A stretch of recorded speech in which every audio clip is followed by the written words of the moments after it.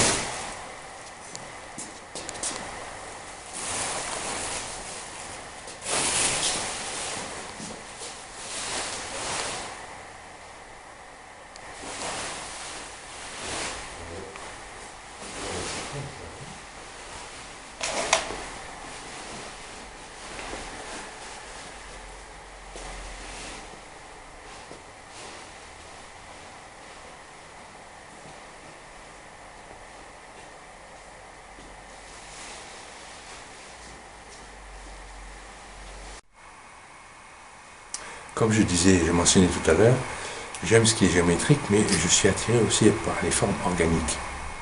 Organique vient d'organe, et j'ai eu la chance de trouver, dans ma vie, j'ai trouvé des pierres, entre autres celles-là, toutes celles-là, qui viennent d'une rivière au Québec, la rivière Missisquoi, où on trouve ces formes que je trouve extraordinaires, dont j'ai fait des bronzes. Voilà. Comme ça, alors, dépendant de comment on les met, chacune a des configurations, et en plus la nature fait des variantes sur une forme. C'est extraordinaire. On penserait que ça serait typiquement humain de faire des variations sur un thème, mais ça se fait dans la nature. C'est ça, ça n'a pas été touché.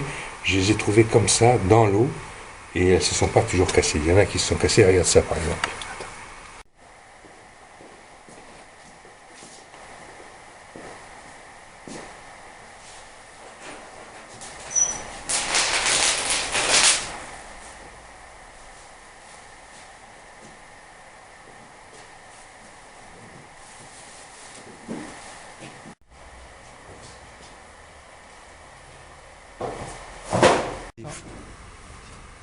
C'est des photos qui ont été faites en Arizona principalement, à Monument Valley, à différents endroits touristiques où on voit des phénomènes comme ça, c'est comme ça ici. C'est comme une sculpture. Et ce qui m'intéressait, c'est de voir par exemple que ça, mine de rien, ça fait 7-8 étages de haut. C'est très très haut. Et ça ici, c'est un peu la petite pierre, comme quoi la nature fait des choses, et quand elle trouve un système, eh ben, elle le reproduit.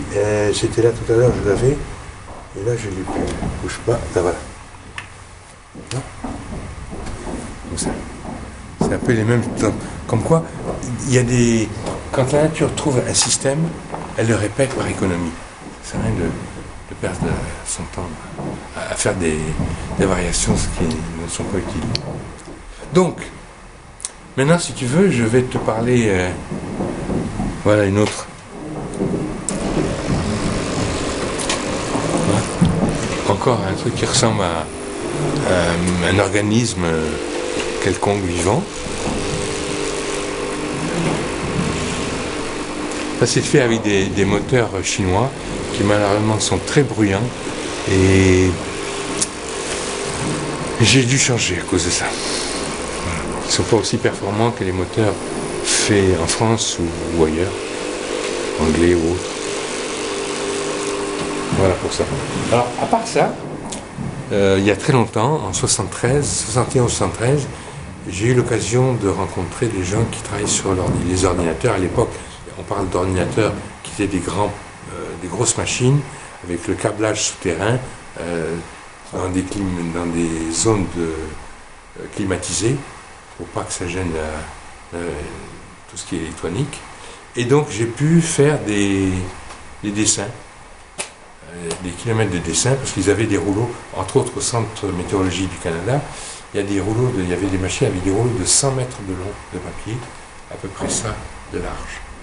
Donc j'ai des dessins, comme je t'ai montré l'autre jour, tous les 60 cm, une autre séquence. Alors les séquences, il y en a une ici, c'est ça.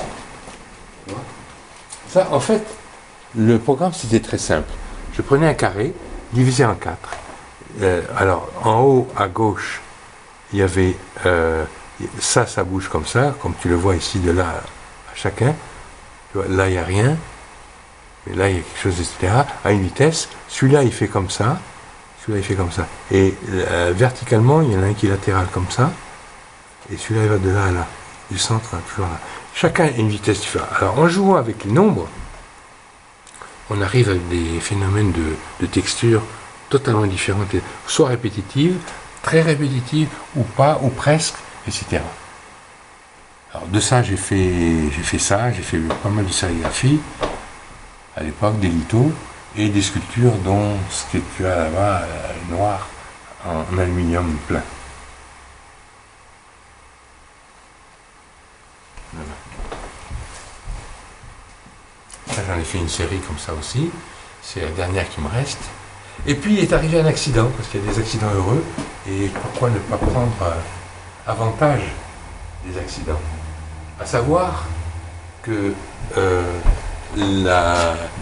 les acétates négatifs qui me servaient pour faire mes lithos, j'ai les lithos de l'autre côté, si tu veux, on peut aller voir.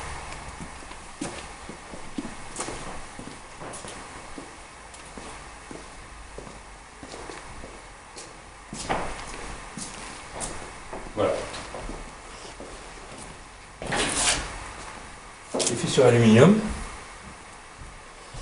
Et quand j'ai fait faire des négatifs sur acétate, c'est-à-dire sur transparent, à un moment donné, j'en avais plusieurs et j'ai mis ça sur le lit qu'il y avait ou le divan qu'il y avait à côté de moi.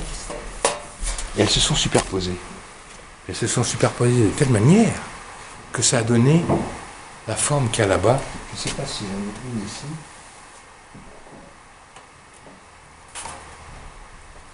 Et non. Si, il y a ça. Ça qui n'a pas fonctionné vraiment bien. Tu vois, alors tu as la ligne très fine. Ça, c'est deux plaques comme ça, différentes, qui se sont superposées. Et ça a donné exactement ça. Alors j'ai tout figé, j'ai pris ça tel quel, et j'ai fait de nouveau un autre acétate avec ça, et de ça on a fait encore une fois des sérigraphies sur aluminium. À partir de ça, moi, comme par exemple, si tu vois ça comme ça, tu as des possibilités de sculpture avec une certaine épaisseur en acier. Et j'en ai fait faire des très grandes au Québec qui sont toujours là-bas, dans la nature, qui ont 4 mètres de haut et 2,50 m d'envergure. En acier de 6-7 cm d'épais. Et là-bas, tu en as une petite qui est une des formes que j'ai choisies. Pas celle-là, mais tu vois la noire. Qui m'a permis de faire ça.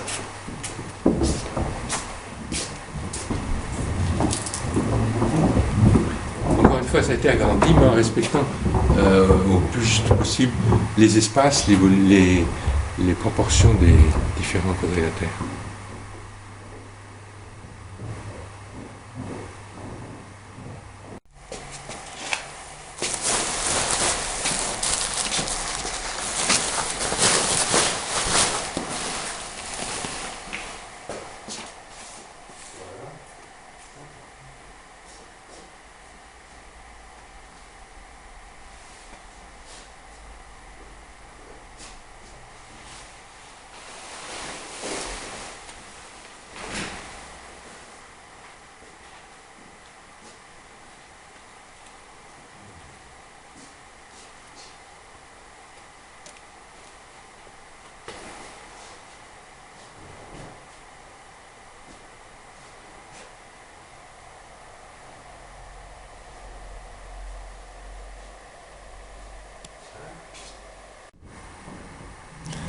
Là, tu as un côté qui a une séquence qui progresse, très progressive, de ça, la colonne.